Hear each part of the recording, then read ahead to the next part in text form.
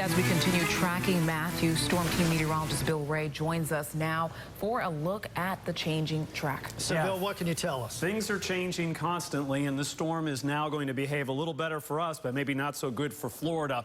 It has passed Haiti and Cuba. As you look on the satellite picture, the eye kind of got messed up with Cuba, but it's reforming there near the Bahamas. So that storm, very wide too. You know, we're talking all about the point and the track and everything. It does cover a large area, even if it's not right near the eye. So the model plots, let's add those, as we call them, the spaghetti models. You see them coming up. What I want to do now is remove a lot of the plots, and you'll be able to see some of the key models we look at. First of all, the hurricane forecast is in yellow. The Canadian model, which used to be well out to sea, is the one model that's trying to still keep it toward North Carolina, so we have to keep an eye on that.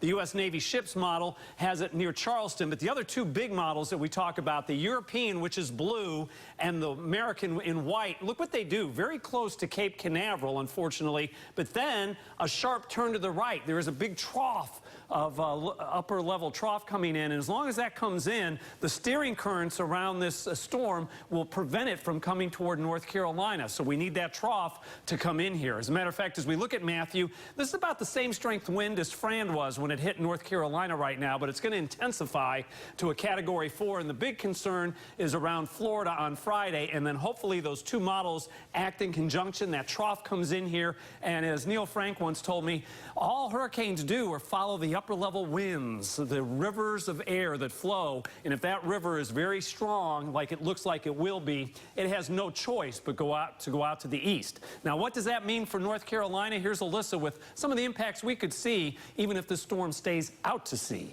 All right, thanks, Bill, for that information. And yeah, we could still see some impacts, but those impacts are going to be much smaller, not as strong, felt across North Carolina. So we only have about a 20% chance of seeing tropical storm force winds here around the triangle. That chance goes up, though, if you're further south and east. So around Sampson, southern portions of Cumberland County, still about a 30% chance. Still not all that great. But if you're around the Wilmington area, we do have crews on the way to the Wilmington area. You're looking at about a 40% chance or greater. Now, remember, from the center of this storm, tropical storm force winds extend out about 160 miles. So let me go ahead and sum this all up for you. We're looking at areas shaded in yellow, generally less than an inch of rain, wind gusts less than 25 miles per hour. And if you're shaded in red, this includes portions of Wake County, includes Raleigh areas south and off to the east along the 95 corridor, saying about 1 to 3 inches. I wouldn't be surprised if it's on the lower end with this current track. Winds about 25 to 35 miles per hour. And that would be wind gusts. I don't think we're going to have sustained winds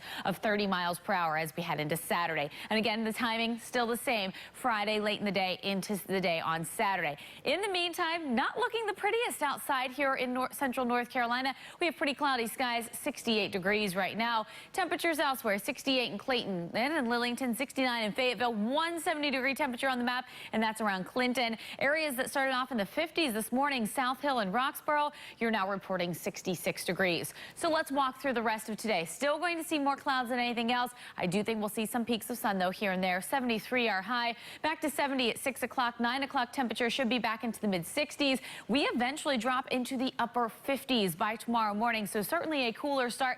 Certainly thinking about the kiddos at the bus stop tomorrow morning. They'll need that light jacket. Now, as far as the chance for rain is concerned, we should stay dry today. It may look like it's going to rain. Not expecting, though, any rain to actually come to central North Carolina. Then we head into early Thursday morning. Most of us will be dry to start the day. Can't rule out, though, a stray shower as we head towards tomorrow. We're closely watching these areas, this area of wet weather off the coast. That's not in association with Hurricane Matthew, but that could nudge into our area, bringing a stray shower or two. It would be Friday late in the day that we could start to see those outer bands of Matthew move into central North Carolina.